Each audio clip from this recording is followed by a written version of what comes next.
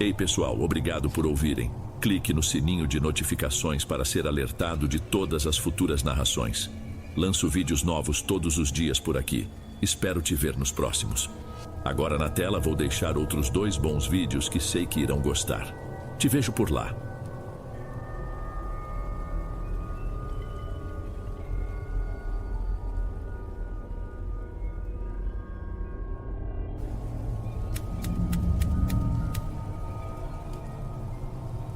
Meu nome é Olavo. Se eu resolver contar tudo agora é porque passei anos sem conseguir pôr em palavras o que vivi, como se fosse algo proibido ou absurdo demais para ser compartilhado. Quem me conhece hoje não imagina que carrego essa história, mas ela ainda me acompanha como uma sombra. Eu tinha pouco mais de 20 anos quando fui trabalhar num grande terreno de bananeiras. Não era bem uma fazenda gigante, mas era bem maior que os sítios e chácaras da região. A parte mais alta do terreno tinha vista para um emaranhado de pés de banana que se estendiam até onde os olhos alcançavam, e em algumas áreas também havia plantações de abacaxi e de mamão. Tudo muito bem organizado, com linhas de irrigação e tratores velhos, mas funcionais. Ali, calor era frequente. A terra era meio avermelhada. O sol forte deixava tudo quente e seco durante boa parte do ano, mas quando chovia virava lama. Eu vivia com meus pais num vilarejo não muito longe dali. A gente trabalhava como dava, às vezes em serviços de capina, outras vezes na colheita de diversos produtos. A verdade é que morando em um lugar onde poucas oportunidades apareciam, qualquer trabalho fixo virava ouro. Então, quando me disseram que o dono daquele terreno, o seu Bento, estava recrutando gente para a safra, eu fui na hora. Peguei minha bicicleta enferrujada e segui cedo para me apresentar. Lembro bem de como suei no caminho, pois o sol já estava forte antes mesmo de chegar a hora do almoço. Passei por algumas casas simples, depois por uma estrada de terra cheia de pedrinhas soltas que faziam a bicicleta tremer inteira. Por fim, vi a porteira larga que dava acesso ao terreno. Tinha uma cerca de arame e um barracão onde ficavam as ferramentas. Desde o primeiro momento notei que o lugar tinha algo que prendia a atenção. Ao mesmo tempo que era bonito, cheio de árvores e do verde das bananeiras, havia um silêncio que contrastava com o barulho dos pássaros. Parecia um daqueles locais que insistem em guardar segredos. Não sei explicar. Eu respirava e sentia um cheiro agridoce no ar, talvez das bananas maduras que ficavam estocadas no galpão, misturado ao cheiro de mato recém-cortado. Não era desagradável, mas se impregnava na roupa e se tornava meio enjoativo com o passar das horas. Era ali que começaria a história mais estranha da minha vida. Cheguei, cumprimentei os rapazes que já trabalhavam lá e pedi informação sobre onde encontrar o patrão. Um deles apontou para a área dos fundos, onde havia um grande galpão de madeira improvisado como escritório. Fui até lá. Antes mesmo de ver o homem, ouvi uma voz. Você quer trabalho ou está passeando? Era o seu Bento, um senhor de cabelos ralos e rosto fechado, aparentando ter uns 60 e tantos anos. O jeito dele era direto, sem rodeios. Ele me analisou de cima a baixo, como se quisesse entender se eu suportaria o ritmo. Respondi que precisava do serviço, que podia começar qualquer hora. E ele não foi muito simpático, mas aceitou na hora. Disse que pagaria o valor combinado por dia, desde que eu não me encostasse nas sombras para tirar cochilo. Falou isso já de cara, deixando bem claro que não tolerava preguiça. Logo no primeiro dia percebi a fama que ele tinha. Por mais que fosse duro, pagando um pouco acima do que os outros donos de terras na região pagavam, todos iam atrás de trabalho com ele. Não era uma fortuna, mas dava uma pequena diferença no fim da semana, e isso bastava para a gente insistir em suportar o gênio dele. De fato, não era fácil. Ele gritava, xingava e se visse alguém parado com a enxada largada, ficava possesso. Podia até distribuir uns safanões se achasse que a pessoa estava mentindo ou enrolando. Porém, quando anotava as horas que cada um trabalhava, pagava certo sem questionar. Dizia que se o sujeito fez 12 horas, então receberia por 12 horas. Mas, se fosse pego trapaceando, ele despedia na mesma hora. Mesmo com esse temperamento, muita gente, inclusive eu, achava que ele tinha alguma espécie de carisma estranho. Talvez fosse apenas o fato de que ele funcionava como uma espécie de âncora econômica para a região, e isso nos prendia. Ou talvez fosse porque ele ainda conservava uma postura de homem que chegou onde chegou pelo próprio suor, sem apadrinhamentos. O fato é que com o tempo a gente ia se acostumando com o modo dele e até passava a enxergar alguns lados bons. E havia outro ponto que chamava a atenção: a esposa do seu Bento, uma mulher chamada Joana, muito mais tranquila e simpática. Sempre que alguém ia receber ou precisava resolver algo na casa principal, ela aparecia sorrindo e oferecia água fresca. Falava devagar, sem levantar a voz. Tinha um olhar cansado, mas gentil. Em poucos meses, já me sentia parte daquele lugar. Passei a trabalhar em diferentes etapas. Às vezes ajudava a limpar o mato entre as fileiras de bananeiras, outras vezes cuidava do cacho, embrulhando as bananas para que chegassem ao ponto certo. Também participei do corte na época de colheita, que precisava ser rápida, porque banana amadurece depressa e se perde fácil. Durante o trabalho, ouvíamos histórias de outros funcionários mais antigos. Falavam sobre a rigidez do patrão, mas também contavam coisas que iam além de simples reclamações. Certo dia, ouvi alguns companheiros comentando sobre episódios estranhos que haviam acontecido no terreno ao anoitecer. Falavam de barulhos, de ruídos que soavam como correntes arrastando no chão. Outros diziam que tinham visto de longe uma figura alta com postura esquisita, caminhando entre as bananeiras já colhidas. Mas esses assuntos vinham sempre carregados de dúvidas, porque nem todos acreditavam. Tinha gente que jurava que tudo não passava de histórias para assustar novatos. Eu não dava muita importância. Naquela época, minha preocupação era ganhar dinheiro para ajudar em casa. O calor não deixava ninguém pensar em muita coisa, porque o suor empapava a roupa e o cansaço pesava nas pernas. A gente chegava de manhã cedo, trabalhava até o sol ficar insuportável, parava por volta do meio-dia para comer alguma coisa, retornava quando o sol abaixava um pouco, e assim seguia. Voltar lá à noite não era algo que eu cogitava, então nem imaginava que tipo de coisa estranha poderia ocorrer fora do horário. O máximo que eu sabia é que havia quem ficasse depois do pôr do sol para vigiar algum carregamento ou para empacotar as bananas que seriam transportadas no dia seguinte. Esses ficavam meio desconfiados, diziam que o lugar à noite era diferente, mas não se aprofundavam muito. Nesse meio tempo conheci um sujeito chamado Walter que trabalhava ali fazia anos.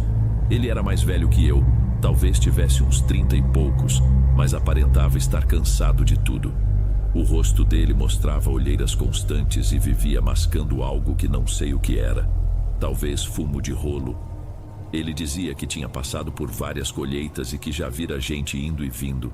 Uns aguentavam o ritmo, outros não. De vez em quando, Walter contava casos curiosos, como o de um rapaz que enganou o seu Bento, dizendo que estava doente e não podia trabalhar pesado. Mas no fim da tarde, foi pego jogando bola com amigos perto do açude. Esse rapaz não trabalhou mais lá, obviamente, mas havia uma história em particular que se destacou. Walter disse que certa vez, um trabalhador foi mandado embora na frente de todos, de forma humilhante. O homem vivia alegando problemas na família para faltar ou chegar atrasado, até que o patrão descobriu que era tudo mentira. Em vez de enfrentar o patrão, o sujeito preferiu sair calado, mas nutrindo um ódio enorme. Depois disso, a fama do seu Bento só cresceu, pois ele não hesitava em escorraçar qualquer um que abusasse da boa vontade. Ao mesmo tempo, o patrão parecia carregar um ressentimento, como se a desonestidade dos outros o deixasse ainda mais ranzinza. A esposa dele, Dona Joana, fazia o possível para atenuar essa fama do marido, oferecendo ajuda ou trocando algumas palavras gentis. Ela passava uma sensação de paz, e todo mundo comentava que ela era a verdadeira gerência do lar. Quando ia receber meu pagamento, era ela quem me atendia, sorrindo de um jeito discreto, perguntando se eu queria água ou café. Às vezes, via o patrão ao longe, sentado na varanda, batendo o pé no chão como se contasse o tempo, impaciente. Ele não gostava muito de conversa fiada. Um dia surgiu o primeiro boato que me deixou intrigado. Um grupo de 4 trabalhadores disse que, enquanto terminava de carregar caminhões bem no fim do dia, ouviu algo se arrastando no meio das bananeiras. Descreveram como um barulho lento, um tique-tique que soava como se alguém puxasse uma ferramenta de metal pelo chão. Eles chamaram para ver se era algum outro funcionário, mas não ouviram resposta. Apavorados, acabaram indo embora às pressas com a desculpa de que tinham acabado de encher as caixas. No dia seguinte comentaram a história, e 1 ou 2 riram, outro ficou sério. Walter deu de ombros, dizendo que já tinha ouvido relatos assim outras vezes e que quem ficava até tarde ali vivenciava coisas estranhas. Fiquei sem saber se era verdade ou brincadeira. Apesar disso, minha rotina seguiu normalmente por um bom tempo. Eu ia, trabalhava e voltava. De vez em quando surgia alguma história de barulhos ou vultos, mas nada que me fizesse perder o sono. Mas as coisas começaram a mudar quando o seu Bento adoeceu.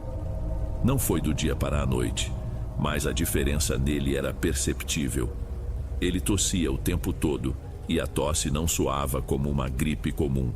Era algo seco, profundo, que às vezes fazia com que ele se dobrasse para tentar recuperar o ar. No início ele dizia que era culpa do tempo seco, da poeira, da fumaça de queimadas. Mas, semana após semana, o rosto dele foi ficando mais pálido, e os olhos, que antes pareciam vivos e cheios de comando, começaram a perder brilho. Ao caminhar já não erguia tanto o peito, tinha uma postura mais abatida, e às vezes se apoiava nos ombros de um dos filhos para andar. Ficava claro que algo estava errado. Ele tinha filhos e o mais velho, chamado Thales, era um rapaz alto com uns 20 e poucos anos. Diferentemente do pai, era muito calado e não demonstrava o mesmo pulso. Quando o pai começou a faltar por motivo de saúde, coube ao Thales dar instruções, mas bastou pouco tempo para que todo mundo percebesse que ele não entendia muito de planejamento. Não sabia direito o momento certo de cortar os cachos, vacilava nos acordos de entrega e não cobrava a gente com a mesma firmeza. Isso fez com que a plantação começasse a perder o ritmo. Havia atrasos na coleta, caixas ficavam vazias por falta de organização e tudo se acumulava. Até quem estava acostumado com a dureza do seu Bento percebeu a ausência dele. A verdade é que a gente xingava o patrão, mas a sua falta de comando bagunçou tudo. Em pouco mais de 2 meses, a saúde do patrão despencou. A gente ouvia que ele saía para consultas em uma cidade maior, mas nunca vinha diagnóstico certo. Cada médico falava uma coisa. Às vezes diziam que ele precisava de exames mais sofisticados. Noutras receitavam remédios que não surtiam efeito. Ele continuava tossindo, emagrecendo, perdendo o apetite. Parou de gritar, parou de circular pela plantação. Um dia, Dona Joana chamou alguns funcionários mais chegados, e eu estava no meio, para visitar o marido em casa, pois ele queria ver o pessoal. Fomos em 3. Ao entrar no quarto, o vi deitado numa rede que ficava amarrada em 2 pilares de madeira. O rosto dele estava irreconhecível, magro, pálido, com olheiras profundas, os lábios rachados, o olhar perdido. Ele mal conseguiu conversar. Acenou fraco com a cabeça quando chegamos. Balbuciou umas 2 palavras e depois continuou em silêncio. Dona Joana explicou que havia tentado de tudo, mas não encontrava melhora. Ele gemia de dor durante a noite, passava o dia febril. Ela só repetia que esperava um milagre, que não ia desistir. Saímos de lá sem saber muito o que pensar. Por mais que o homem tivesse sido duro, vê-lo daquele jeito dava um nó na garganta. Era como se a força dele tivesse sido sugada. Meu pai, que já vira muita coisa na vida, achava que era castigo divino, mas não se aprofundava no assunto. Meses depois, o inevitável aconteceu. Seu Bento faleceu. A notícia correu rápido, pois apesar de tudo, ele era conhecido na região. Muita gente foi ao enterro, mas em vez de enterrá-lo no cemitério do vilarejo, a família atendeu a um pedido que ele havia feito antes de morrer.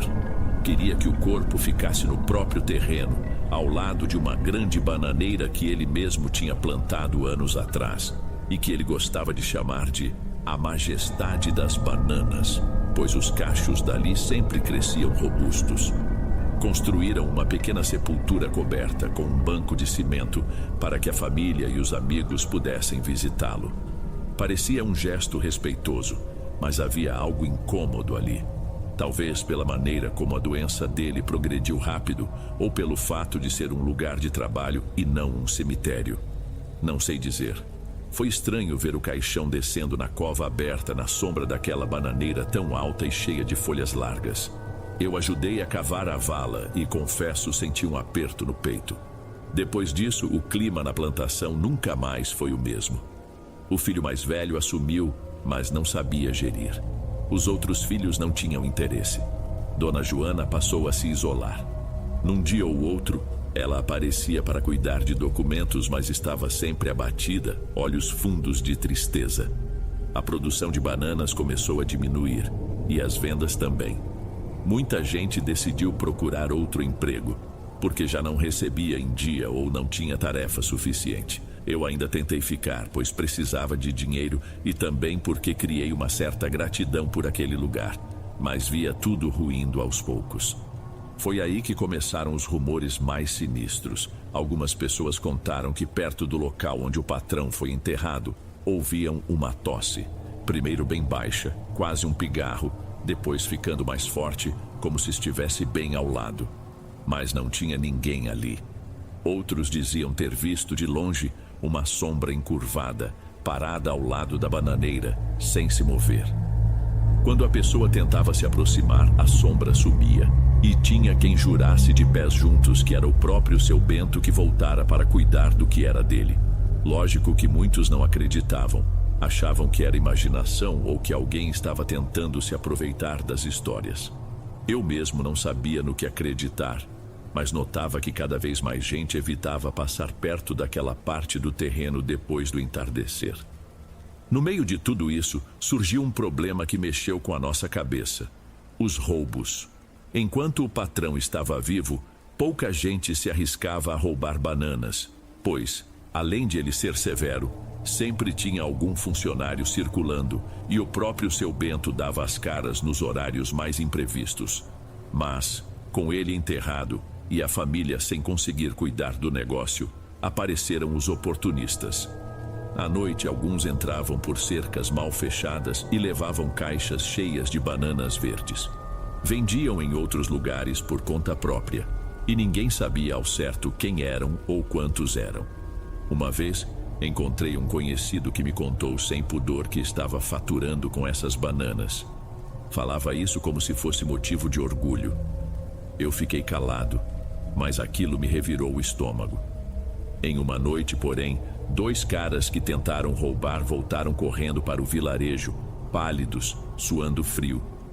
Eles contaram que foram até o fundo do terreno, onde a cerca já estava meio solta, carregando sacos para encher de bananas. Ao se aproximarem da sepultura, viram alguém ali. No início, acharam que fosse um dos filhos do patrão, mas notaram que a pessoa era alta demais e tinha os ombros muito largos, com os braços pendendo abaixo da linha normal. O jeito de ficar em pé era anormal, como se a espinha estivesse rígida, mas a cabeça estivesse projetada para trás. Ficaram observando por uns instantes, tentando entender. Disseram que o bicho, ou o que quer que fosse, não se mexia, mas parecia ciente de que estava sendo observado. Morreu de medo, não trocaram palavra e voltaram em disparada. No dia seguinte, ficaram zombando deles, dizendo que deviam estar bêbados, mas os 2 juraram que não tocaram em gota de álcool e que aquilo não era ser humano. De minha parte, eu estava cada vez mais desanimado porque a produção era menor, e os poucos que ainda trabalhávamos lá, precisávamos ficar mais tempo para compensar. Isso significava, muitas vezes, estar lá no fim da tarde, quando o sol já descia e as sombras das bananeiras se tornavam mais extensas. Uma vez, eu e um colega chamado Naldo estávamos empilhando caixas vazias para o dia seguinte. Já estava quase escuro e a gente só enxergava porque havia uma lâmpada fraca no barracão. Quando paramos para tomar fôlego, olhei em direção ao lugar onde ficava a sepultura e vi, por um breve momento, algo que parecia um corpo curvado, sentado sobre a mureta que cercava o túmulo. Não dava para enxergar detalhes, apenas uma forma mais escura do que o entorno, mas eu tinha certeza de ter visto a silhueta de um tronco e uma cabeça. Chamei o Naldo, mas ele não quis nem olhar direito. Só disse: "Vamos acabar logo isso aqui e ir embora, Olavo." E preferi não insistir. Fomos embora, cada um no seu silêncio, e não comentamos com mais ninguém naquele dia. Nessa altura, Dona Joana e Thales já tinham entendido que não dava mais para segurar o negócio. O pagamento atrasava, e quando a gente recebia, era num valor abaixo do que tinha sido prometido. Ainda assim, muitos continuavam por pura falta de opção. Mesmo ganhando menos, ainda era melhor que nada. Mas o lugar foi ficando esquecido. O mato passou a tomar conta de algumas áreas, e as bananeiras começaram a dar cachos mais fracos. Em pouco tempo, o terreno que antes era tão organizado virou uma bagunça. As caixas vazias se empilhavam cheias de poeira, a irrigação começou a falhar e quase ninguém aparecia para vigiar. Era um cenário melancólico. Acontece que mesmo nessa decadência, apareceram rumores de que o patrão havia sido enterrado com algumas peças de ouro. Falavam que ele tinha correntes e anéis que guardava como investimento e que a família teria decidido colocar tudo junto dele, talvez por pedido do próprio falecido, talvez por respeito. Não se sabe ao certo. Bastou esse boato circular para surgir a possibilidade de alguém se aproveitar, o que de fato ocorreu. Numa noite profanaram a sepultura do seu Bento. Quebraram a mureta, violaram o caixão e levaram tudo que pudesse ter valor. Para mim, isso foi a gota d'água. Era nojento pensar que alguém do próprio vilarejo, que trabalhou ali ou que conhecia a família, tivesse feito um ato tão covarde. As pessoas diziam que Dona Joana ficou dias trancada em casa, sem conseguir parar de chorar. O filho mais velho, Thales, xingava todo mundo. Ameaçava mandar embora quem tivesse participação. Mas não adiantava, pois não havia provas concretas de quem fez aquilo. Cada um se calava e seguia a vida. E a sepultura, que já estava isolada, ficou ainda mais abandonada, com a marca de que fora violada. Depois disso, o lugar praticamente morreu. As poucas bananeiras que restavam para a colheita murcharam, e apareceu um tipo de fungo que deixava as folhas amareladas, os cachos meio podres. O cheiro, antes doce, agora era insuportável, de frutas estragadas. Ninguém limpava, ninguém se importava. A família decidiu se mudar para outro canto e deixou aquilo às traças. Quem entrava ali depois que escurecia notava uma sensação pesada. Não era algo que eu possa definir com palavras científicas ou qualquer explicação clara. Só dava para sentir que, de alguma forma, aquele lugar carregava mágoa, rancor, alguma coisa acumulada pela forma como o patrão viveu e morreu. E foi aí que começaram as histórias sobre os envolvidos na violação da sepultura. Aparentemente, eram 3 homens, todos ex-funcionários ou próximos do patrão. Um deles, que se chamava Canário, era conhecido por gostar de gastar dinheiro com farras. De uma hora para outra, apareceu com uma moto novinha, brilhante. Dizia que tinha conseguido um empréstimo, mas ninguém engolia. Outro, Zé Luiz, reformou a casa toda, trocou portas, janelas, comprou novos eletrodomésticos. E o terceiro, Dema, começou a bancar rodadas de bebida para todo mundo no bar perto do rio. Era óbvio que tinham arranjado dinheiro extra, mas nunca admitiam. Muita gente comentava pelas costas que deviam ter vendido as joias do seu Bento e que estavam gastando sem preocupação. Eu não tinha dúvidas de que eram eles, mas não podia provar. Acontece que, conforme os meses passaram, as coisas foram dando errado para cada um deles, numa sequência que deixava qualquer um arrepiado. O Canário, por exemplo, começou a ter problemas numa das mãos. Primeiro, perdeu a sensibilidade em 2 dedos. Achou que fosse dormência passageira, mas piorou. Os dedos começaram a escurecer e ele foi ao médico do vilarejo que prescreveu comprimidos, mas não resolveu. Depois apareceram feridas e o inchaço aumentou. Contavam que, nos últimos dias, ele mal conseguia segurar uma xícara sem sentir dor intensa. Dizem que fazia curativos, mas o ferimento se abria toda vez que tentava mexer a mão. Havia gente que acreditava ser alguma bactéria, mas outros viam como castigo, pura e simplesmente. Não demorou para ele sumir do radar, pois era difícil encarar a todos quando a saúde fugia do controle daquele jeito. O Zé Luiz, que tinha investido na casa, passou por um susto terrível.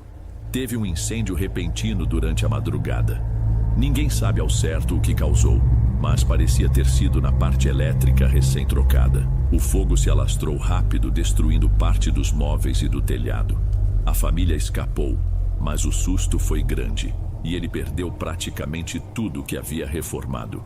Disseram que ficou em choque, que passou uma semana sem conseguir encarar as pessoas. Alguns comentavam que era mais do que coincidência, que de alguma forma o espírito do seu Bento não perdoava quem violou sua sepultura. Mas o caso que mais me chocou foi o do Dema. Ele já tinha fama de ser beberrão e era conhecido por gastar em festas. Um certo dia, ele saiu de uma dessas confraternizações perto do rio, no início da noite. Voltava para casa pedalando sua bicicleta de leve, um pouco alegre pelo que tinha bebido. De repente, apareceu com ferimentos horríveis no rosto e nos braços. A justificativa dele era que havia sido empurrado por uma força invisível no meio da trilha. Segundo o próprio, enquanto passava por um trecho entre as cercas que delimitavam a antiga plantação, sentiu um impacto forte, como se alguém o tivesse agarrado pelas costas e jogado contra o arame farpado. Ele se debateu, tentando se soltar, mas sentia que continuava sendo prensado contra as farpas, abrindo cortes no braço e próximo à bochecha. Foi só quando um dos postes de sustentação cedeu que ele conseguiu rolar para o chão. Chegou em casa sangrando, quase sem conseguir falar. A esposa dele, apavorada, chamou um vizinho para ajudar a estancar o sangue. Não houve explicação lógica. Alguns disseram que ele ficou tonto e bateu sozinho. Mas quem ouvia o relato detalhado sentia que havia algo sinistro ali, principalmente pelos cortes profundos que pareciam até feitos por uma faca em vez de um acidente comum. Depois disso, mesmo sem provas, ninguém mais duvidava de que havia uma maldição rodeando aqueles que mexeram no descanso do falecido. E não parou por aí.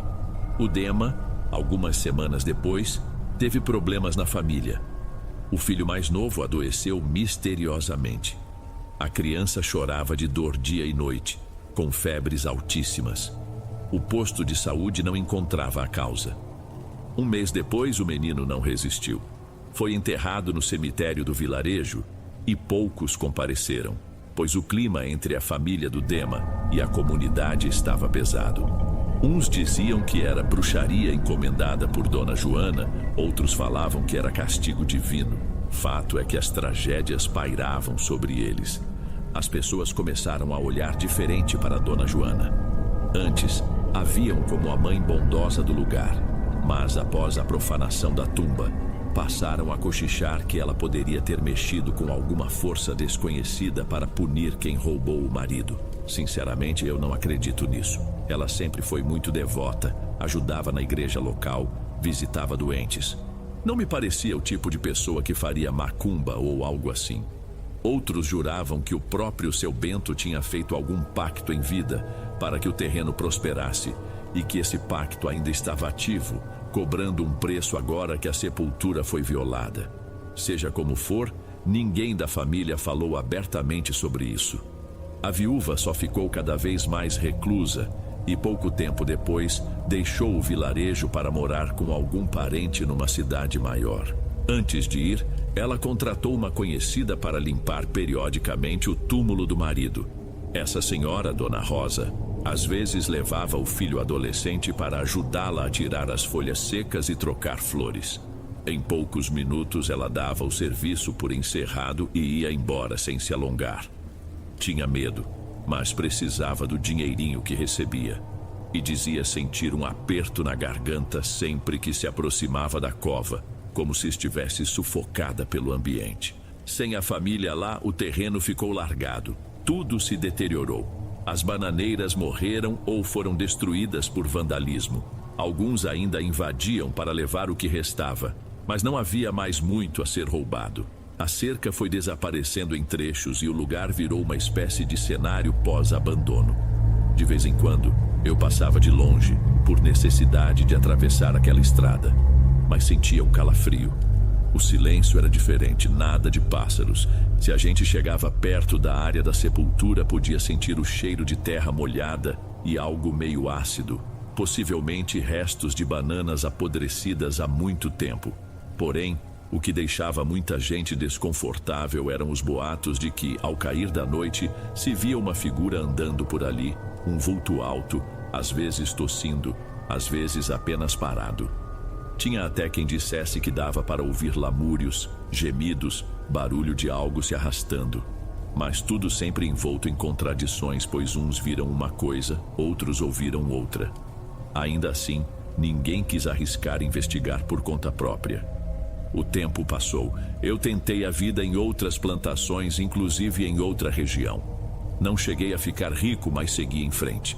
De vez em quando encontrava alguém que havia trabalhado lá, e o papo sempre virava para a história do seu Bento, de como o terreno fora violado e de como aqueles 3 supostos ladrões se deram mal. No vilarejo, todos lembravam com certo arrepio dos detalhes do fim trágico do patrão e de como a terra ali parecia amaldiçoada depois de sua morte. Quase ninguém se arriscava a construir algo naquele lugar. Chegaram até a surgir boatos de que um empresário de fora quis comprar a propriedade por um preço irrisório, mas recuou quando descobriu todas as histórias que rondavam a sepultura. Há quem diga que ele foi até lá durante o dia, acompanhado de um corretor, e teria sentido uma tontura esquisita quando chegou perto do túmulo. Depois disso, desistiu. Não sei se tudo é fruto de sugestão, se as pessoas se deixam levar pelo medo coletivo, ou se há realmente algo ali. O que posso dizer é que o ar do lugar ficou pesado depois que o patrão faleceu, e que muita coisa estranha aconteceu em sequência, sem explicações lógicas. Pode ser uma sucessão de coincidências. Pode ser algo além do que compreendemos. O certo é que, após a morte do homem que tanto controlava aquelas terras, tudo desabou num piscar de olhos. O pomar de bananas, que antes era sinônimo de progresso, se transformou num cenário de abandono, com histórias macabras que as pessoas comentam quase sussurrando. No fim das contas, cada um tem sua versão do que houve.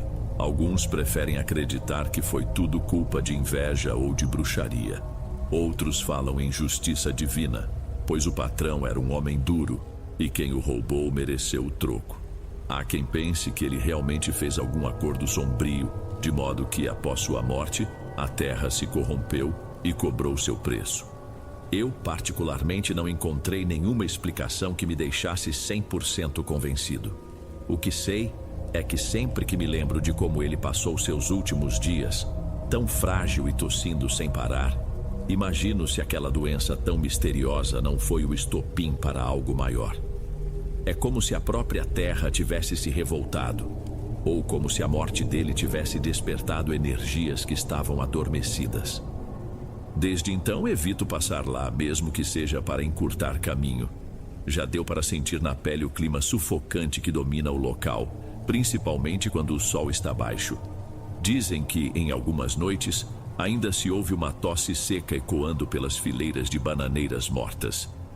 Talvez seja mito, talvez seja só o vento balançando algum galho velho. Eu não faço questão de confirmar. Prefiro continuar a vida e manter distância daquele terreno. Quando as pessoas me perguntam, conto somente o que vi e ouvi, sem inventar. Nem preciso. Os fatos por si só já formam um retrato sinistro de como uma propriedade inteira pode se transformar num lugar de sombra, sem dono e sem paz. Há quem se pergunte o que aconteceria se alguém resolvesse limpar tudo e replantar. Eu, sinceramente, não arriscaria. Alguns lugares guardam histórias que não deviam ser mexidas, ainda mais quando o sono de quem descansa lá foi perturbado do jeito que foi. Depois de todos esses anos, ainda ouço boatos. Há quem diga que Dona Joana volta lá em segredo de tempos em tempos, sem que ninguém perceba, para rezar diante da sepultura. Outros falam que um dos filhos cogitou vender tudo, mas não conseguiu comprador. E tem também quem garanta que a maldição não se limita àquele terreno, que qualquer um que se aproxime com intenções de lucrar ou profanar pode acabar experimentando o mesmo destino dos que roubaram as joias. Parece exagerado, mas não posso negar que o lugar tem essa fama. Ninguém que mora na região pega frutas ou qualquer coisa dali, nem mesmo para comer de graça. É como se estivesse marcado, e as pessoas preferem olhar para o outro lado. E assim termino meu relato. Não sei se você vai acreditar em cada detalhe, mas garanto que toda a minha vivência naquele terreno, desde a época em que seu Bento gritava ordens, até o momento em que ele foi enterrado e o lugar se esvaziou de vez, foi muito real para mim. Eu ainda sonho com aquelas fileiras de bananeiras longas, com o calor que fazia a gente suar a ponto de quase desmaiar, e com a sensação de que, a qualquer momento, a presença dele podia surgir atrás de algum galpão, pronto para gritar ou cobrar algo. É uma lembrança que, para o bem ou para o mal, me acompanha por onde vou.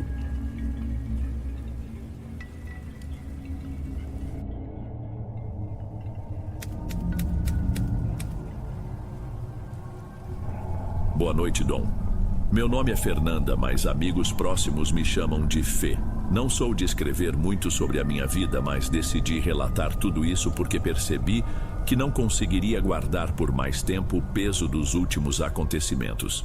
Sinto que, se não botar para fora, vou passar o resto dos meus dias olhando para trás com medo de que qualquer pessoa ou situação seja o estopim para aquilo tudo voltar. Só quero esclarecer que não sou nenhuma especialista no assunto. Sou apenas alguém que passou por uma série de coisas que até hoje não sei explicar totalmente. Você pode acreditar ou não, mas essas linhas são a forma mais fiel que encontrei de descrever tudo do jeito que senti. Eu cresci em um distrito pequeno onde todo mundo se conhece por apelidos, e as fofocas correm mais rápido que carro de corrida. Meus pais sempre foram reservados, gente do tipo que trabalha duro e não fica xeretando a vida alheia. Desde novinha, eu via meus amigos sonhando em sair de lá, mas eu gostava da calmaria. Achava que era um lugar onde, no máximo, a gente lidava com problemas de água encanada ou com as rezas quando faltava chuva. Nada além disso. Era comum vermos conversas sobre simpatias ou curas caseiras, mas não passava de conversa na cozinha. Nada que fosse extremo ou maligno. Conheci Denis quando eu tinha 19 anos. Ele era um rapaz trabalhador. Ajudava o pai na pequena plantação que a família mantinha nos arredores. Nos aproximamos rápido, pois compartilhávamos o mesmo jeito de quem prefere ficar na dele do que participar de grandes bagunças. A convivência levou a um namoro que durou quase 2 anos. Então, decidimos nos casar. Não foi nenhuma cerimônia luxuosa.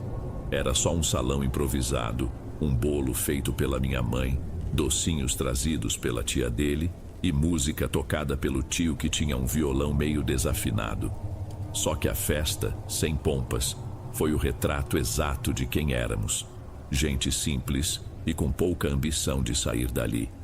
Montamos nosso cantinho numa casa cedida pela avó de Denis. Ela costumava dizer que lá era um ninho de paz.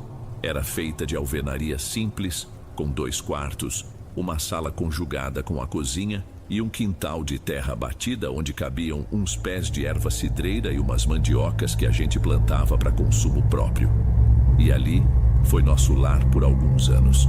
Não vivíamos na abundância, mas não faltava nada. Eu sempre gostei de tudo limpo, arrumado e cheiroso.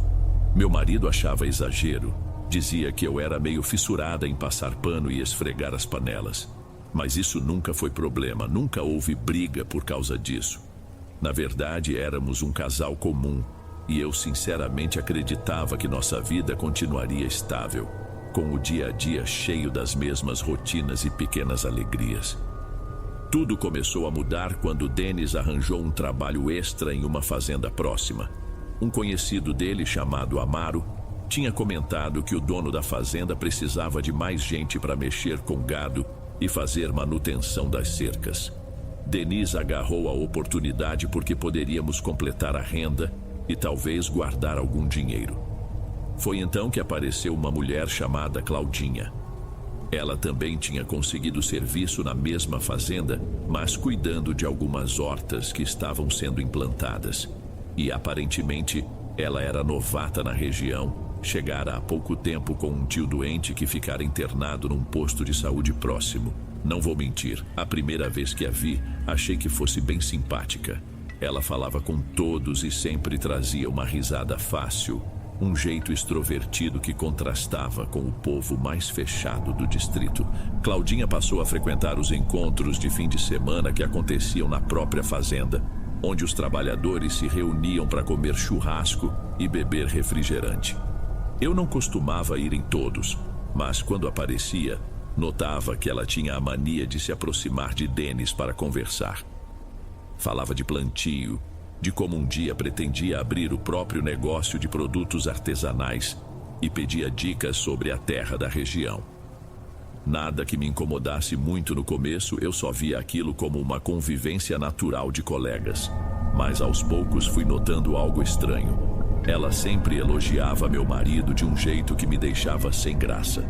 Dizia coisas como: Denis, você é muito entendido de tudo, hein? Você tem uma força que impressiona. Você deve ter sido criado no berço da roça, né? E isso soava menos uma admiração e mais como flerte. Só que a gente tem aquela mania de achar que é exagero da nossa cabeça, então ignorei. Com o tempo, entretanto, a própria vizinhança começou a falar. Minha amiga de infância, Rafa, me puxou pelo braço num dia de feira e disse algo como: Fê, toma cuidado com essa mulher, viu? Ouvi dizer que ela entra em tudo que é casa, se intromete em tudo e parece meio curiosa demais. Eu ri sem achar muita graça e desconversei, porque nunca fui de alimentar fofoca. Pensei que Claudinha só era solícita e expansiva, nada além. Mas as semanas foram passando e notei que Denis chegava em casa meio disperso, mais calado. Quando eu perguntava como foi o dia, ele respondia de forma curta, parecia estar escondendo alguma coisa. Talvez estivesse cansado, mas eu sentia que não era só isso. Em determinado sábado, apareceram aqui em casa para um almoço improvisado alguns colegas da fazenda, inclusive Claudinha. Trouxeram carne para assar e umas latas de cerveja. Ela foi entrando com a maior intimidade, elogiou a organização da minha cozinha e ficou perguntando como eu conseguia deixar os pisos tão brilhantes. Eu apenas sorri e desconversei. Só que a certa altura, quando estávamos servindo a comida, ela soltou: Nossa, Fê, parabéns pela casa, tá tudo impecável. Eu sou do tipo que cansa fácil de limpeza. Mal passo um pano e já corro para me sentar. Não sei se Denis se incomoda de ter uma dona de casa assim tão caprichosa. Talvez ele goste de um pouco mais de diversão. Ela riu e me olhou de um jeito meio debochado. Na hora, gelei por dentro. Parecia uma provocação. Olhei para Denis, que fingiu não ter ouvido. Aquilo ficou engasgado na minha garganta. As semanas seguintes foram mais estranhas. Denis passou a chegar cada vez mais tarde, alegando que precisava ficar mais horas na fazenda, e eu, para não parecer paranoica, evitava discutir. Só que percebi que ele estava distante não só fisicamente, mas emocionalmente. Ele não se deitava no mesmo horário que eu, evitava conversar sobre a nossa rotina, reclamava quando eu me preocupava demais com a limpeza. Disse certa vez que eu era parada no tempo e que talvez devesse me soltar mais para a vida. Eu não entendia o que ele queria dizer com aquilo. Em pouco tempo ele começou a mudar o modo de falar e de se vestir. Colocou umas roupas que não combinavam com o nosso ambiente rural, tênis coloridos, cabelo mais estilizado. As pessoas notavam que ele estava diferentão. E por alguma razão, senti que Claudinha tinha a ver com isso. Logo surgiram boatos de que ela fazia simpatias fortes, que aprendia coisas com uma parente distante e que já tinha fama de mexer com feitiços. Não dei muita atenção a princípio, mas havia um zum de que ela andava pela redondeza tarde da noite carregando velas e pacotes de pano. Achei tudo aquilo meio fantasioso, coisa de gente que aumenta a história. Até que, em uma tarde qualquer, eu estava estendendo roupa no varal quando minha vizinha, Dona Carminha, me chamou no portão. Ela disse: Fê, preciso te falar uma coisa que vi essa madrugada. Eu acordei para beber água e olhei pela janela. Vi uma mulher na sua calçada. Estava segurando o que parecia ser um embrulho e mexendo no seu jardim. Fiquei assustada, mas não quis criar pânico. Perguntei como ela sabia que era Claudinha. Ela respondeu que pela silhueta e pelo jeito de andar, parecia a tal moça. Mas não tinha certeza absoluta porque estava escuro. De qualquer forma, pedi para Carminha me avisar caso visse algo de novo. Depois daquela conversa, comecei a prestar mais atenção. Verifiquei minhas plantas e notei que umas flores estavam murchando sem motivo. Também encontrei um chumaço de cabelo grudado num vaso. Poderia ser qualquer coisa, mas aquilo me deixou alerta. Conversei com Denis sobre o assunto e ele praticamente riu na minha cara. Disse que eu estava ficando paranoica, que era tudo coisa da minha cabeça e que eu vivia obcecada em manter a casa impecável enquanto o mundo girava lá fora. Brigamos feio. No calor do momento, ele soltou: Às vezes acho que você perdeu a alegria de viver. Fica dentro de casa feito um fantasma, limpando. E saiu sem me deixar responder. Depois desse dia, parecia que um clima ruim tinha se instalado. Eu acordava de madrugada com uma sensação pesada, me perguntando se tinha alguém do lado de fora. Cheguei ao ponto de colocar uma corrente extra no portão. Eu não via nada anormal, mas vez ou outra escutava um barulho como se algo batesse na parede lá atrás. Podia ser o vento, algum animal, mas eu não me sentia mais segura. Algumas pessoas do nosso círculo perceberam meu abatimento. Minha mãe, que morava em um bairro não muito longe, veio me visitar. Ela percebeu que eu estava pálida, tinha olheiras e mal conseguia falar direito de tão tensa. Disse que conhecia uma senhora, a Dona Nair, que ajudava as pessoas com rezas e benzimentos. Perguntou se eu aceitaria que ela viesse me visitar. Eu, que nunca tinha ligado para essas coisas de bênção, acabei topando. Precisava de qualquer ajuda. Dona Nair apareceu em uma tarde ensolarada. Ela tinha um sotaque calmo, um jeito materno de falar, e me fez algumas perguntas sobre como estava meu dia a dia, o que eu sentia, se tinha visto alguma coisa esquisita. Respondi que não tinha visto nada concreto, só percebia a energia estranha, alguns objetos fora do lugar e o comportamento do Denis, que me doía mais que qualquer outra coisa. Ela pediu para dar uma olhada na casa. Foi passando devagar por cada cômodo, fazendo uma oração baixinha. Falava: que a luz proteja este lar, bem suave, enquanto jogava água de uma cuia. Quando chegou ao quintal, ela agachou perto dos canteiros e pareceu encontrar algo.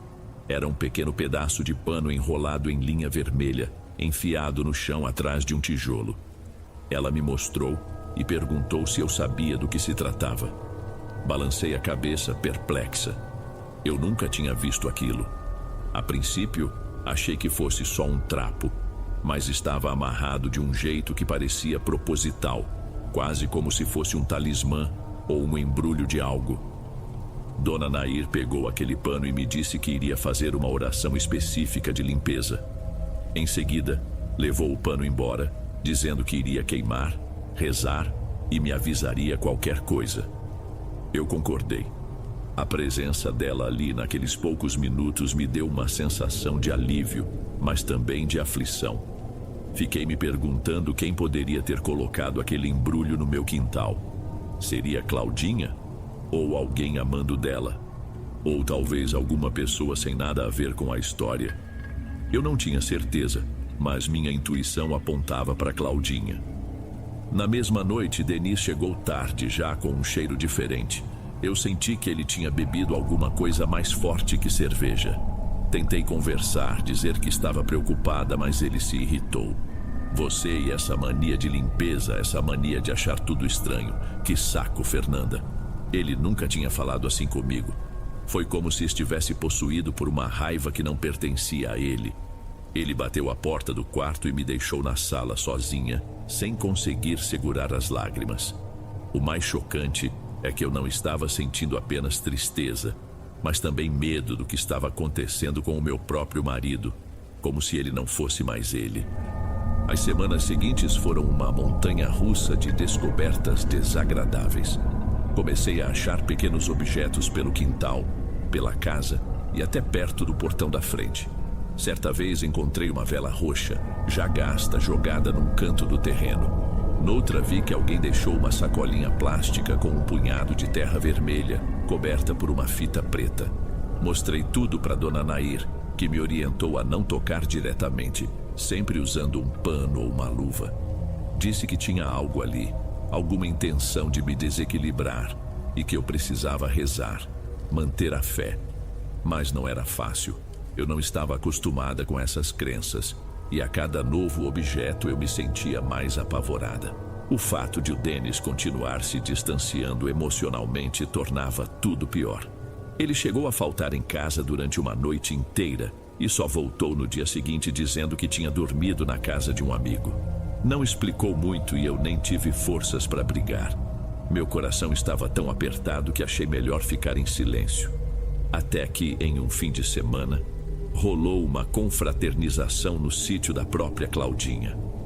Ela convidou todo mundo da fazenda e, apesar de eu não estar muito afim, resolvi ir, meio que para marcar presença, tentar entender o que estava acontecendo. Foi uma das piores decisões. Ao chegar lá, notei um clima diferente.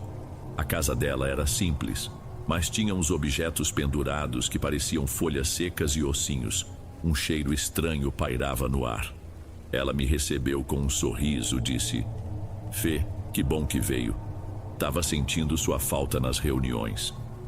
Falou isso como se fôssemos amigas, mas eu sabia que não éramos. Dennis estava lá, já sentado perto dela, bebendo alguma bebida que parecia amarga. Quando me aproximei, ele nem me cumprimentou direito, só deu um oi seco. Eles pareciam cúmplices. Tentei manter a calma. Fiquei um pouco na cozinha com outras mulheres, mas não me sentia bem. Parecia que a casa tinha um peso, como se faltasse ventilação, embora as janelas estivessem abertas. Depois de um tempo, me recolhi a um cantinho do quintal, perto de uma fogueira acesa para assar carne. Foi então que vi, de relance, Claudinha e Dennis conversando próximos ao quarto dela, com olhares e toques que indicavam algo mais do que só amizade. Era claro que havia intimidade. Senti meu estômago embrulhar. Voltei para dentro e peguei minha bolsa, decidida a ir embora. Antes de sair, ela apareceu na minha frente. Chegou perto e falou baixinho: "Já vai, Fê? Nem deu tempo de conversarmos direito. Você não quer fazer uma simpatia para alegrar seu casamento?" A voz dela tinha um tom irônico. Vi que Dennis estava atrás dela, olhando para o chão sem ter coragem de me encarar. Saí dali engasgada, quase sem ar. O caminho para casa foi um dos piores momentos da minha vida, pois eu já não só suspeitava, mas tinha a quase certeza de que meu marido estava envolvido com ela. No dia seguinte, liguei para minha mãe chorando. Ela veio correndo, viu meu estado e disse: "Acalma, minha filha.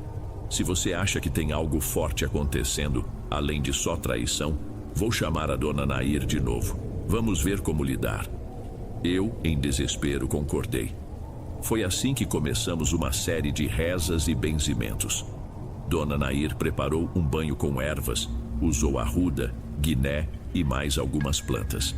Mandou eu fazer oração toda noite e colocar um copo de água com sal atrás da porta do quarto, acender uma vela branca antes de dormir. Falou que se eu encontrasse mais objetos estranhos, devia embrulhar e levar para queimar em um local afastado. Dennis, no entanto, riu quando me viu fazendo esses rituais. Disse: "Tá maluca? Desde quando você virou dessas coisas?" E saiu de novo, batendo a porta. Parecia não haver mais diálogo entre nós. Passei a dormir mal, sempre com o coração aos pulos, como se esperasse uma notícia ruim a cada momento. Minha saúde começou a declinar. Perdi peso, tinha dores de cabeça diárias, tonturas frequentes. Fui ao posto de saúde do distrito, fiz uns exames simples e nada constava. Disseram que podia ser ansiedade. Não duvidei, mas algo dentro de mim dizia que ia além. Em uma noite qualquer, escutei barulhos no quintal. Olhei pela janela e vi uma silhueta encostada ao muro. A pessoa mexia em algo no chão. Gritei: "Quem tá aí?" Mas não tive resposta. Corri para acender a luz externa, mas a lâmpada queimou na hora. Quando finalmente peguei uma lanterna e voltei, não tinha mais ninguém. No dia seguinte, achei outra vela, desta vez na base do muro, derretida até metade. Isso me encheu de pavor. Avisei Dona Nair, que veio e colheu a vela. Examinou, rezou e disse que havia sinal de trabalho feito. Ela me explicou que quando há esse tipo de coisa, quem faz não costuma parar facilmente. Falou ainda que possivelmente a pessoa responsável já tinha conseguido criar uma brecha na minha casa, devido à fragilidade do meu casamento. Fiquei assustada, pois não entendia direito o que significava isso. Ela disse que essas coisas, para quem crê, funcionam de um jeito sutil, mexendo com a mente, com as emoções.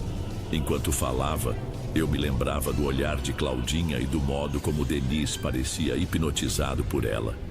Senti calafrios. Achei que podia ser sugestionável, mas ao mesmo tempo, cada dia confirmava mais. Nos dias seguintes, Dona Nair começou a intensificar as visitas. Trouxe água benta da capela do distrito, deixou alguns ramos de arruda nos cantos da sala, me pediu para pulverizar sal misturado com um pouco de vinagre nos rodapés. Falou que era um método de purificação. Enquanto isso, Denis vinha cada vez menos em casa. Quando aparecia, estava sempre irritado ou com um olhar distante. Até parou de se alimentar direito. Eu tentava cozinhar algo que ele gostava, mas ele se recusava a comer, reclamando que eu queria enfiar goela abaixo a minha obsessão por normalidade. Foi nesse período que passei a notar também coisas estranhas com meu corpo. Meu ciclo menstrual ficou desregulado. Surgiu uma dor estranha no peito que ia e vinha sem explicação. Às vezes, eu sentia um cansaço tão grande que mal conseguia levantar da cama. Minha mãe ficou tão preocupada que decidiu dormir uns dias comigo. Na primeira noite em que ela dormiu lá, um acontecimento bizarro. Acordamos com o som de algo batendo na parede externa. Parecia um bateroco. Ela se levantou, correu para ver e não encontrou nada. Mas no dia seguinte havia uma marca de mão suja de barro na parede. Era uma mão pequena, não parecia masculina. Me estremeci por dentro, imaginando que aquilo fosse obra de Claudinha ou de alguém ligado a ela. Chamei Denis para mostrar, mas ele não deu muita atenção. Respondeu: "Eu não tô afim de seus dramas. Se quiser acreditar em superstição, problema seu." E foi embora. Aquilo me partiu o coração, pois parecia que o Denis que eu conhecia não existia mais. Passei o resto do dia arrasada. Pouco depois, minha mãe resolveu ir atrás dele para tentar conversar, mas não o encontrou em lugar nenhum. Ele simplesmente sumiu por 2 dias. Quando voltou, parecia ainda mais estranho, olheiras profundas, rosto abatido, recusando-se a olhar nos meus olhos. Foi então que Dona Nair me disse que talvez fosse o momento de fazer algo mais forte, uma espécie de ritual de corte, que envolveria rezas intensas e a queima de tudo que fosse suspeito de ter sido colocado na minha casa. Eu não fazia ideia de como se procedia, mas concordei. Convidamos mais 2 senhoras que conheciam rezas antigas. Reunimos num fim de tarde, estendemos uma toalha branca no meio da sala e colocamos em cima todos os embrulhos, velas, chumaços de cabelo e pedaços de pano que eu tinha encontrado ao longo das últimas semanas. Fizemos orações, passamos um incenso de ervas. Depois, elas levaram tudo para queimar em um terreno baldio afastado. Naquela noite, dormi sozinha em casa porque minha mãe precisou voltar ao trabalho dela no dia seguinte. Senti um misto de alívio e apreensão, como se algo estivesse em pausa, mas não resolvido. Acordei de madrugada com uma insistência no portão. Fui ver pela fresta da janela e não consegui enxergar direito quem era. Esperei uns minutos e a pessoa foi embora sem dizer nada. De manhã, encontrei um embrulho de pano escuro pendurado na maçaneta do portão. Tive um calafrio, mas respirei fundo. Coloquei luvas e tirei aquilo dali com um graveto. Entreguei para Dona Nair. Quando ela abriu, havia um pedaço de papel com meu nome escrito e junto uma aranha morta, toda enrolada em fios de cor dourada. Ela balançou a cabeça, afirmando que era mais um sinal de que ainda não tinham desistido de me atordoar. Conforme o tempo passava, eu percebia que havia uma guerra silenciosa acontecendo. Eu já desconfiava de quem estava por trás, mas não tinha provas diretas. Não queria acusar Claudinha abertamente, até porque Denis não acreditaria e me chamaria de louca ciumenta. De todo modo, notei que ela raramente aparecia na rua ultimamente. Parecia agir nas sombras. Certo dia, Rafa, minha amiga, veio me contar que tinha visto Claudinha andando perto de um matagal nos fundos de uma casa abandonada. Carregava uma garrafa com algo dentro. Rafa me disse: tive um arrepio, Fê, juro. Aquela mulher não é só fofoqueira, não. Ela mexe com coisa pesada. De certa forma, aquilo confirmava minhas suspeitas. Depois de mais uma semana sem que Denis aparecesse direito, recebi a visita de um colega dele da fazenda. Era o Amaro, o mesmo que tinha indicado o trabalho. Ele chegou com cara de preocupado e disse: Fê, seu marido tá muito esquisito. Nem tá indo trabalhar direito. Esses dias, achei ele deitado num canto do curral, como se estivesse doente. Mas ele não me deixa ajudar. Só fala que tá com a cabeça confusa, que não sabe o que fazer da vida. Agradeci a informação, mas não sabia nem o que fazer com aquilo. Liguei no celular de Denis. Ele atendeu com a voz rouca. Pediu para eu parar de ligar. Disse que precisava ficar sozinho. Chorei de indignação. Já não reconhecia mais o homem com quem me casei. Minha mãe e Dona Nair, vendo a situação, decidiram intensificar as limpezas espirituais. Toda tarde, uma delas vinha e rezava comigo. Às vezes queimávamos folhas secas no quintal, outras vezes espalhávamos sal grosso pelos batentes das portas. Eu rezava por um milagre, por uma melhora do Denis, por alguma resposta definitiva sobre quem estava nos atacando. Eu já pensava em largar tudo, vender a casa, tentar recomeçar em outro lugar. Mas cada vez que eu cogitava partir, algo em mim hesitava, porque aquela casa também era meu refúgio, meu lar de tantos anos. Aconteceu que em um sábado Denis bateu na porta à noite. Abri correndo e ele estava com a aparência de um zumbi. Olhos fundos, pele suada, uma tremedeira. Ele entrou sem dizer nada. Se sentou na cadeira da cozinha e começou a chorar baixinho. Tentei abraçá-lo, mas ele se desvencilhou. Eu fiz besteira. Me meti num negócio que não sei se tem volta, Fernanda. Ele não especificou, mas eu tinha quase certeza que era algo ligado a Claudinha, seja lá o que fosse. Tentei acalmá-lo, ofereci água, mas ele recusou. Disse que não conseguia comer ou beber, que tinha pesadelos constantes, que via vultos nos cantos e escutava uma voz de mulher falando que ele pertencia a ela. O arrepio que senti foi indescritível. Aproveitei que ele estava ali e chamei Dona Nair, que chegou rapidamente, pois mora a poucos quarteirões. Ela examinou Denis, fez umas orações, passou um ramo de alecrim no corpo dele e disse que precisava de um ovo para uma simpatia de limpeza. Fui buscar na geladeira. Ao passar o ovo sobre o tronco do Denis e depois quebrá-lo num copo, o conteúdo saiu todo escuro, quase preto, com um cheiro insuportável de podre. Na mesma hora, Denis teve ânsia de vômito e disse que estava sentindo dores de cabeça terríveis. Dona Nair afirmou que aquilo era sinal de que ele carregava uma carga ou pegada muito forte. O processo para limpá-lo não seria simples. Denis dormiu no sofá aquela noite. Ele parecia completamente esgotado, mentalmente e fisicamente. Durante a madrugada, ele teve uma crise e começou a suar frio, murmurando algo sobre uma voz que chamava por ele. Fiquei rezando em voz baixa, pedindo a Deus que o protegesse. Por volta das 3 da manhã, acendi uma vela branca na sala. O clima pareceu ficar menos pesado, mas eu não preguei o olho até o sol sair. Ao amanhecer, encontramos, perto do batente da porta, um pequeno embrulho de pano cinza. Lá dentro, um punhado de feijões escuros e outro pedaço de cabelo que parecia ser do Denis, pois era do mesmo tom castanho dele. Aquilo me assustou ainda mais. Parecia que mesmo dentro de casa, ele continuava exposto àquilo tudo. Dona Nair voltou e disse que precisaríamos de um ritual mais intenso, algo que envolvesse rezar fora dali, num lugar onde a energia fosse neutra. Propôs irmos a uma velha pedreira desativada, um local relativamente perto, mas isolado o suficiente para fazermos uma quebrada de mal em segurança.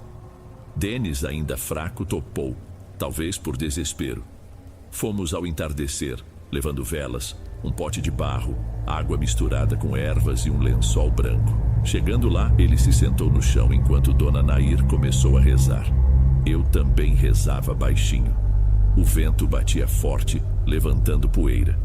A certa altura, Denis tremeu e pareceu ter uma espécie de transe, falando coisas desconexas.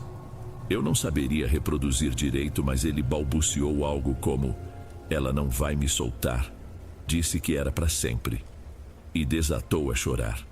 Foi de partir o coração.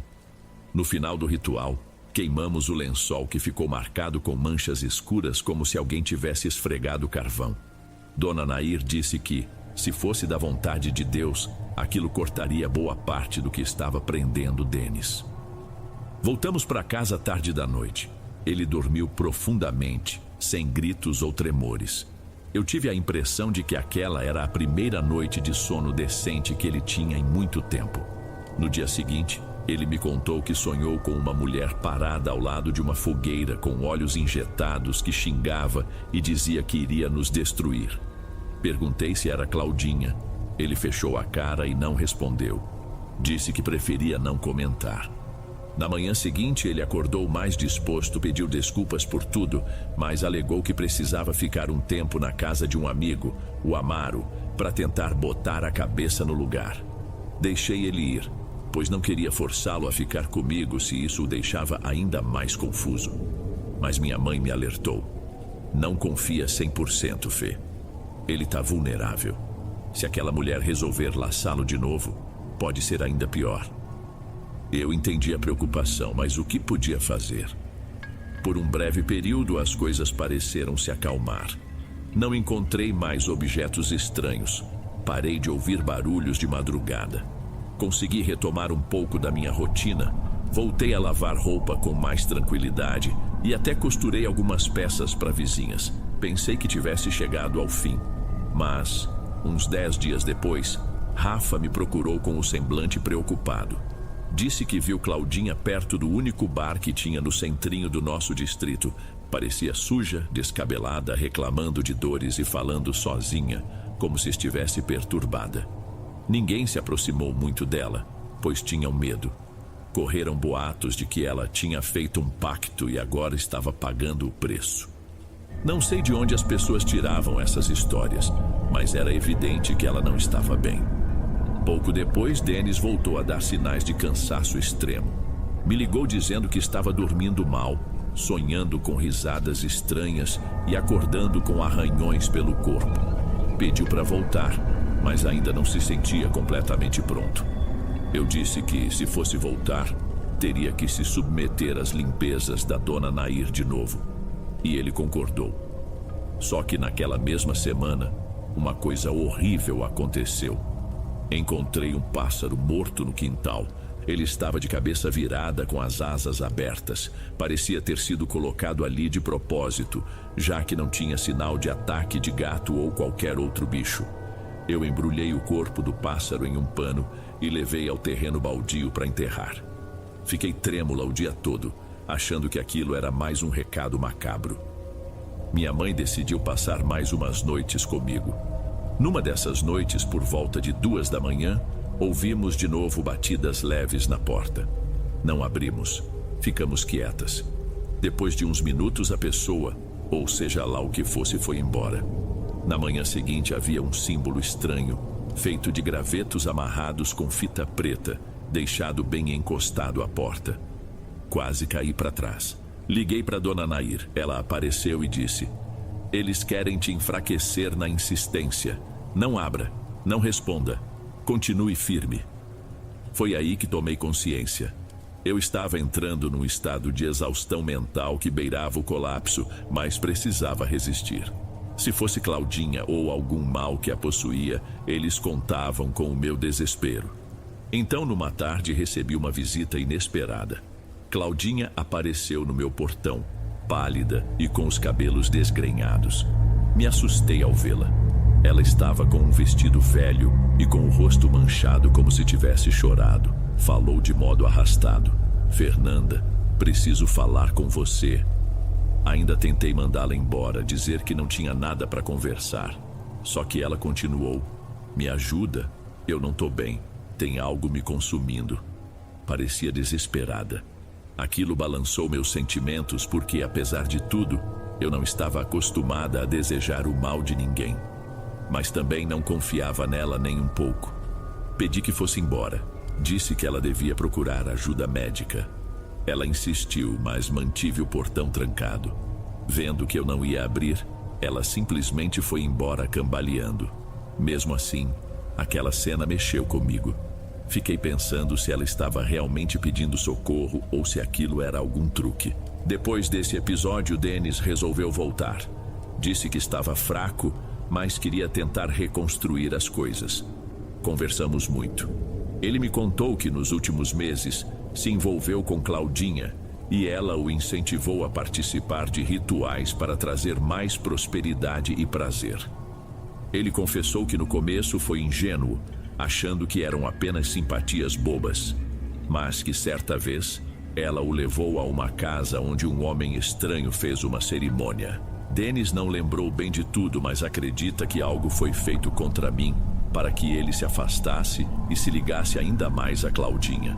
Falou que depois daquele dia começou a ter sonhos perturbadores e a sentir uma raiva inexplicável quando me via. Eu chorava enquanto ouvia. Era desesperador pensar que alguém poderia manipular outro dessa forma, se é que aquilo era realmente possível.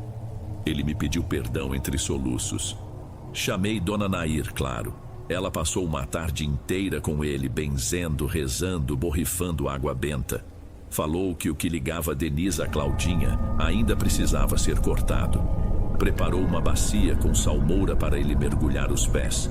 Colocou ramos de arruda em volta. Denis parecia estar passando mal durante o processo, suando em bicas, dizendo que sentia uma pressão na cabeça. A certa altura, ele gritou, derrubando a bacia. A água se espalhou pelo chão, levando os ramos. Dona Nair recolocou tudo no lugar e continuou as orações, dizendo que não podíamos desistir no meio. Quando terminou, ele caiu num sono pesado, deitado no sofá. Eu e ela trocamos olhares preocupados. Ela disse, isso ainda não acabou. E de fato não acabou. Porque no dia seguinte, enquanto eu limpava o quintal, senti um odor ruim, como carne estragada. Fui procurando a origem até encontrar num canto atrás da área de serviço um saco plástico preto. Dentro havia algum tipo de carniça misturada com penas. Não tive coragem de remexer muito.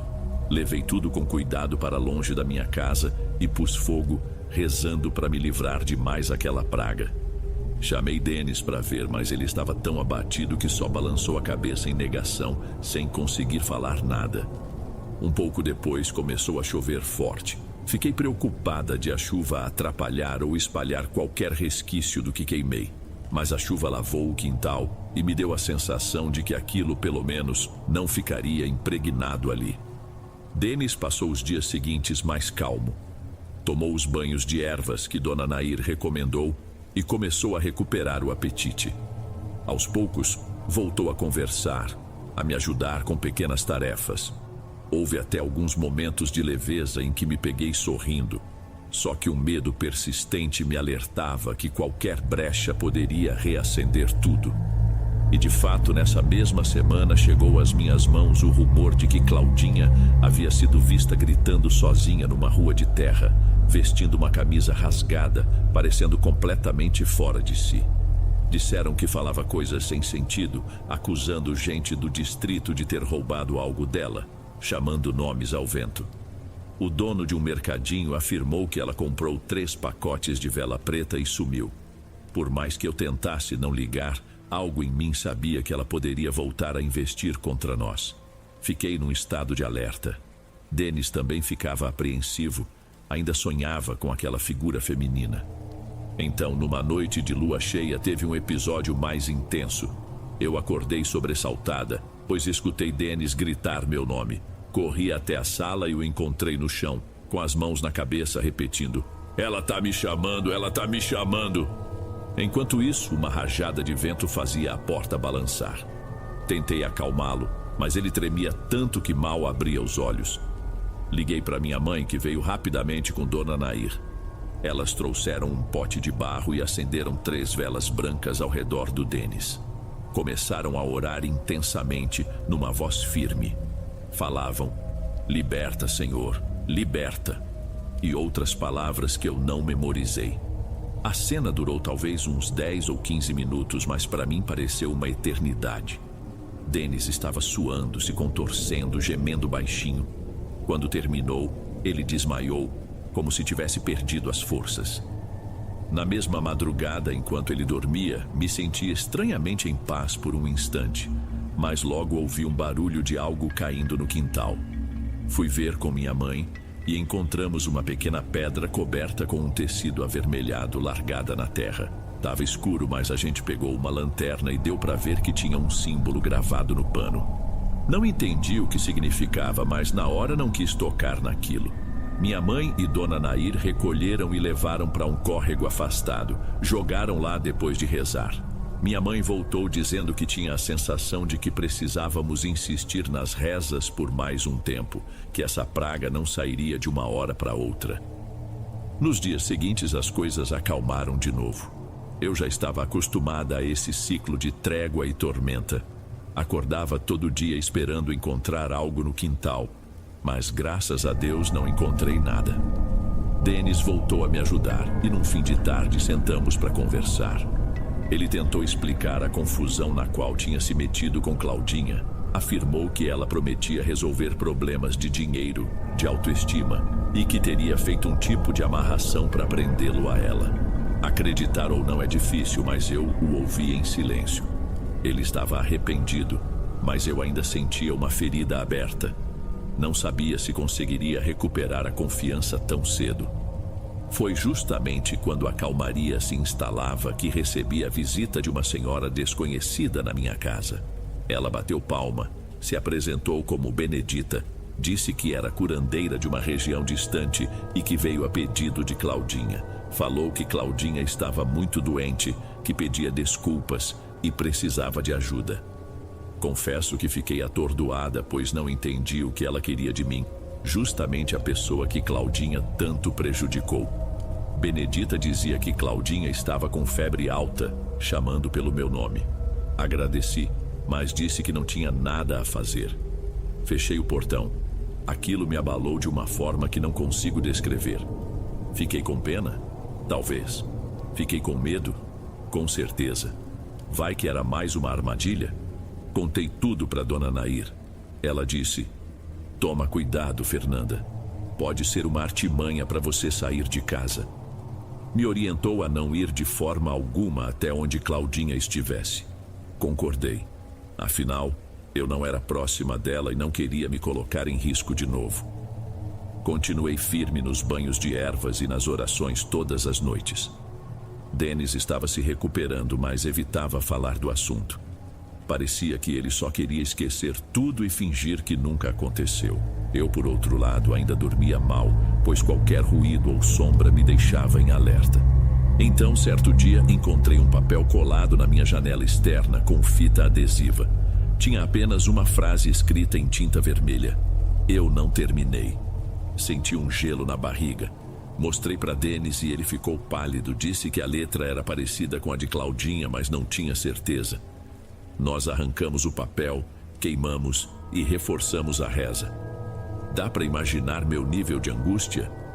Eu já estava cansada de viver naquela tensão, mas não tinha para onde fugir. A casa era minha, meu marido estava comigo, e sair seria o mesmo que dar vitória para quem me queria mal. Conversei com Dona Nair sobre a possibilidade de fazermos um ritual final, algo que selasse a casa de vez. Ela concordou e disse que precisaria de algumas coisas: sal grosso, alecrim, carvão em brasa e um tecido branco que cobrisse portas e janelas durante a cerimônia. Marcamos para um domingo à tarde. Meu quintal virou um pequeno palco, com uma bacia de salmoura, um pote com carvão em brasa e algumas velas. Dona Nair e outras 2 senhoras rezaram. Eu, Denis e minha mãe acompanhamos. Foi um momento intenso. Senti a garganta seca enquanto as mulheres oravam e jogavam água misturada com ervas nos cantos do quintal. Falavam sobre quebrar qualquer energia ruim, sobre interromper a influência de quem queria nos prejudicar. Por fim, benzeram cada porta e janela, cobrindo-as com o tecido branco por alguns minutos. Me mandaram ficar rezando enquanto isso. Depois de terminar, eu estava tão cansada que fui direto para o quarto, fechei a porta e dormi. Acordei só à noite, com uma tranquilidade que não sentia havia meses. Denis me chamou para jantar. Comemos em silêncio. Parecia até surreal ter paz na mesa da cozinha de novo. Nos dias seguintes, dormi bem. Não apareciam velas, nem embrulhos, nem barulhos estranhos. Foi assim por quase 2 semanas. Aos poucos, me permiti acreditar que tudo estava caminhando para um desfecho. Minha vida voltava ao normal. Quando já estava praticamente convencida de que o perigo tinha passado, recebi a notícia de que Claudinha fora encontrada desacordada num terreno baldio fora do distrito. Disseram que a levaram para uma unidade de saúde, mas ela fugiu de lá na mesma noite sem alta. Desde então, ninguém mais a viu. Uns diziam que ela enlouqueceu, outros que ela tinha sido levada por parentes. Cada um contava uma versão. Fiquei sem saber o que era verdade, só desejei que onde quer que ela estivesse, não retornasse para atormentar a mim ou ao Denis. Hoje, passados alguns meses, ainda mantenho certos hábitos de proteção. Continuo acendendo minha vela branca de vez em quando, espalhando sal grosso nos cantos e limpando a casa com ervas. Denis segue morando comigo e temos conversas cada vez mais profundas sobre o que aconteceu. Ele se culpa muito, diz que foi fraco e que na ânsia de ter coisas diferentes na vida, acabou se deixando levar. Não sei dizer se vamos voltar a ser o casal que já fomos. Ainda estou magoada e acho que isso leva tempo para sarar. Mas uma coisa aprendi: mesmo vivendo em lugares tranquilos, onde todo mundo se conhece, existem segredos e forças que nem imaginamos.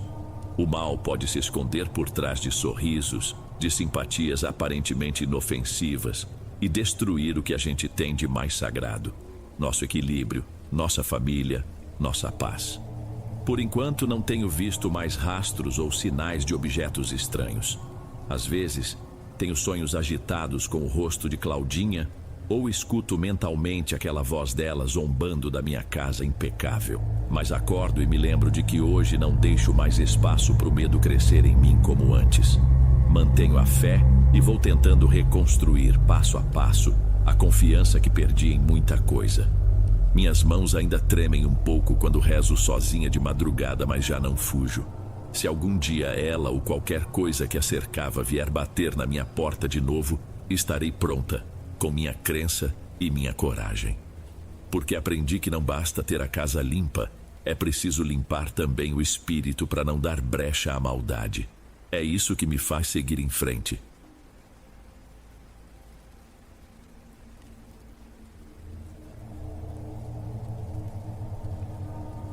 Antes de irmos para o próximo relato, se você é novo por aqui, não se esqueça de se inscrever no canal e ativar o sininho para receber as próximas histórias. Sua presença é importante e seu apoio é essencial. Bem, vamos continuar.